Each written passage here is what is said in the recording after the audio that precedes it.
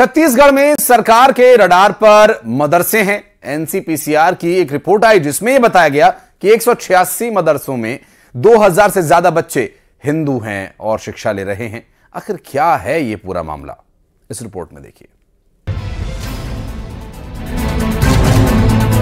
छत्तीसगढ़ में मदरसे सरकार के रडार पर हैं। डिप्टी सीएम विजय शर्मा ने कहा कि मदरसों में अगर मजहबी तालीम दी जा रही होगी तो वहां सख्त एक्शन होगा। उन्होंने कहा कि मदरसों पर सरकार पैसे खर्च करती है, अगर गड़बड़ी पाई जाएगी तो ठीक नहीं किया जाएगा। अरे भाई, तो मदरसों में तो सरकार का पैसा लगा है भाई, क्यों नहीं देंगे तालीम? हिंदू बच्चों को क्यों नहीं देंगे तालीम? भाई मदरसों में तो सरकार का पैसा लगा है ना। इस्लाम की शिक्षा दी जा रही होगी तो वो गलत है। मदरसों में पढ़ाई कराई जानी चाहिए, वो पढ़ाई कराई जानी चाहिए, उसको ध्यान भी करना चाहिए कि सरकारी अनुदान प्राप्त हो न हो, कोई भी ऐसी संस्था हो जो कुछ एक तरफा अगर काम कर रही हो तो वो चीजें गलत होती हैं, उनको ठीक किया जाएगा। और दूसरा मैं आपसे कह रहा हूँ कि अगर मदरसे में कोई बच्चा पढ़ता है जहाँ पर सरकार का पैसा लगा, वो कोई बहुत बड़ी बात नहीं होती। मतलब वो अपन उसको टर्न करके उनको इशू बनाया, ऐसा नहीं है। लेकिन ये जरूर है कि अगर कुछ गड़बड़ है तो ये सरकार विष्णुदेव सरकार है भैया, ये समझ लेंगे।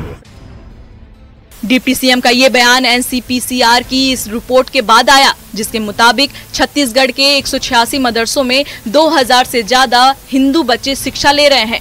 स्कूल शिक्षा विभाग के अफसर इन बच्चों को स्कूलों में शिफ्ट करने की तैयारी में है। इन बच्चों को क्षमता के अनुसार उनके घर के पास स्थित स्कूलों में शिफ्ट किया जाएगा और उनको शिक्षा दी जाएगी। छत्तीसगढ़ के उप मुख्यमंत्री कह रहे हैं कि मदरसों में सभी को शिक्षा मिलनी चाहिए, वो किसी भी धर्म किसी भी संप्रदाय से जुड़े हुए हों, उन्हें एडमिशन मिलना चाहिए, तो हम उसका स्वागत करते हैं। लेकिन विजय शर्मा जी को यह भी ज्ञात होना चाहिए कि पिछले 10 वर्षों से जब से केंद्र में मोदी जी की सरकार है, भारतीय जनता पार्टी की विजय शर्मा जी की सरकार है, वो लगातार मदरसों को बंद करने का कार्य कर रही है। केंद्र द्वारा मदरसा को मिलने वाली आर्थिक सहायता को वो उन्होंने खत्म कर दिया है और जो मदरसों में शिक्षक हैं वो आज आर्थिक रूप से किस तरह से परेशानियों से जूझ रहे हैं, किस तरह से वो दर दर भटक रहे हैं, वो जानकारी उन्हें पहले लेनी चाहिए। राष्ट्रीय बाल अधिकारी संरक्षण आयोग को भेजी गई जानकारी के अनुसार सबसे ज्यादा गैर मुस्लिम सरगुजा के मदरसों में पढ़ रहे हैं, जिसके बाद बस्तर और महासमुंद में। बता दें कि सारा हंगामा उत्तराखंड में मदरसों में हिंदू बच्चों को इस्लामिक शिक्षा देने के विवाद से शुरू हुआ। ये विवाद उत्तर प्रदेश पहुंचा तो वहां भी मदरसों में भी गैर मुस्लिम छात्रों की ज्यादा संख्या मिली। राष्ट्रीय बाल अधिकारी संरक्षण आयोग ने देश भर में आंकड़ा मांगा, जिसके बाद छत्तीसगढ़ को लेकर भी ये खुलासा हुआ। Bureau report, news 18, Madhya Pradesh, Chhattisgarh.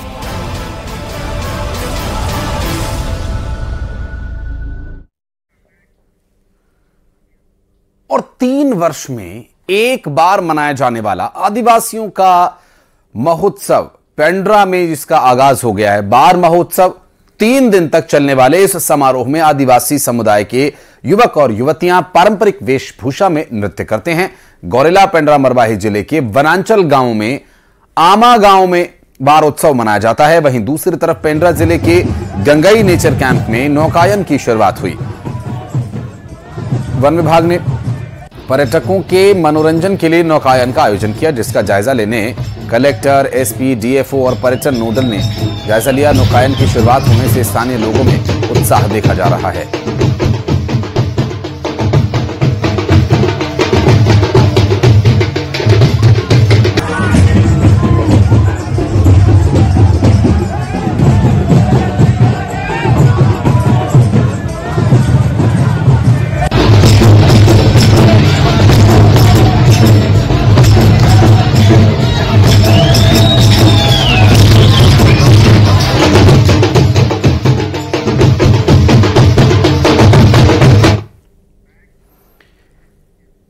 देश भर में इस वक्त अयोध्या में रामलला की प्राण प्रतिष्ठा को लेकर जबरदस्त उत्साह है और इसी संघर्ष को लेकर एक फिल्म 695 यानी 695 रिलीज हुई है। फिल्म में सिंघम, सिम्बा जैसी फिल्म्स में काम करने वाले मशहूर कलाकार अशोक समर्थ ने भी काम किया और फिल्म की शूटिंग का एक बड़ा हिस्सा अयोध्या में भी शूट हुआ। न्यूज 18 से उन्होंने अपने किरदार अयोध्या के संघर्ष को लेकर खास बातचीत की। तो इन दिनों एक फिल्म की बड़ी चर्चा है 695। 695 अयोध्या किस तरीके से वहां पर संघर्ष हुआ, किस तरीके से राम मंदिर बना, इस पर बेस्ड है। इसमें कई दिग्गज कलाकारों ने काम किया है और इस वक्त हमारे साथ मौजूद है एक ऐसे दिग्गज कलाकार जिन्होंने बॉलीवुड में अलग अलग कैरेक्टर रोल निभाए हैं और अपनी छाप छोड़ी है, लेकिन 695 में काम करने का अनुभव का कहना है कि कुछ हटकर है। हमारे साथ मौजूद है अशोक समर्थ जी। अशोक जी, बहुत बहुत स्वागत है आपका। बहुत सारी फिल्मों में आपको देखा है, अलग अलग किरदार में देखा है। 695 क्या है आपके लिए? 695 मेरे लिए बहुत कुछ है, ऐसा एक अभिनेता के तौर पे मैं मानता हूं, क्योंकि 695 के उस किरदार ने मेरी कम से कम 8-10 दिन नींद उड़ाई। और नींद उड़ाई इट मीन्स मैं जाग गया। जागा इसलिए बचपन से लेके आज तक हम सभी लोगों ने हमारे पुरखों से, दादा दादियों से, नाना नानियों से हमने रामायण की, राजा रानी की कहानियां हम लोगों ने सुनी थी।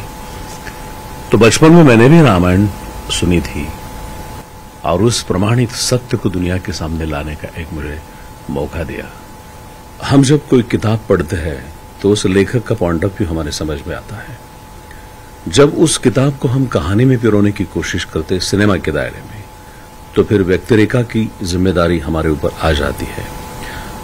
तो ये एक बार नहीं, ऐसे कई बार होता है कि जैसे कि मैं अभी तक मैंने जितने भी सारे चरित्रों को निभाने की कोशिश की, तो मेरे पर्सनैलिटी को देखकर सब लोगों ने मुझे कभी नेगेटिव और एक अलग तरीके की कैरेक्टर्स को पोर्ट्रेट करने का मुझे मौका दिया।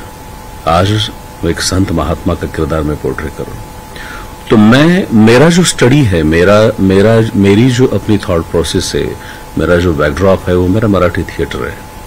लैंग्वेज कोई भी हो, लेकिन थिएटर का बैकग्राउंड जिसका है, तो मुझे थर्ड पर्सन बन के अपने किरदार की तरफ देखने का एक नजरिया हमारा तैयार होता है, मेरा तैयार हुआ है। और मैं अशोक समर्थ, अगर मुझे रघुनंदन का पोर्ट्रेट करना है तो मुझे मेरी व्यक्तिरेखा एक थर्ड पर्सन करके मुझे नजर आनी चाहिए। ये जब हम सीखे थिएटर के अंदर, तो मेरे जीवन काल में जितने भी सारे किरदारों को मैंने पोर्ट्रेट करने की कोशिश की, तो सारे किरदारों ने मैं पर्सनल लेवल पे मुझे कुछ ना कुछ तो मुझे दिया। लेकिन रघुनंदन यानी रामचंद्र दास परमहंस जी के किरदार ने मेरे अंतर मन पर एक अलग थॉट प्रोसेस मेरी डेवलप होने लगी। हमसे बात करने के लिए बहुत शुक्रिया आपका। तो अशोक समर्थ जी थे, 695 में बहुत अहम किरदार निभाया और उनका कहना है कई किरदार निभाए बॉलीवुड में, लेकिन इस किरदार को करने के बाद कई रात सो नहीं पाए और जब जागे तो ऐसे जागे कि एक नई थॉट प्रोसेस उनके अंदर शुरू हो गई है। कैमरामैन नवीन के साथ अभिषेक शुक्ल, न्यूज 18 छत्तीसगढ़, रायपुर। तो दरअसल ये 695 यानी 695 जो टाइटल रखा गया है, इसके पीछे एक बहुत बड़ी वजह है। वजह यह है कि ये 3 महत्वपूर्ण तारीख हैं, ये तिथियां हैं जो कि अयोध्या में बने राम मंदिर के इतिहास से जुड़ी हुई हैं। 6 दिसंबर 6 तारीख वो दर्शाता है जहां विवादित बाबरी ढांचे का विध्वंस हुआ।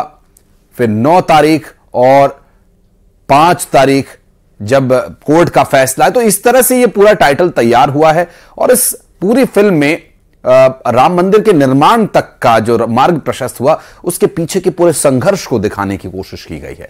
ये फिल्म जरूर देखिएगा। चलिए बढ़ते हैं आगे। अंबिकापुर में खबर पर नजर डालेंगे। फिलहाल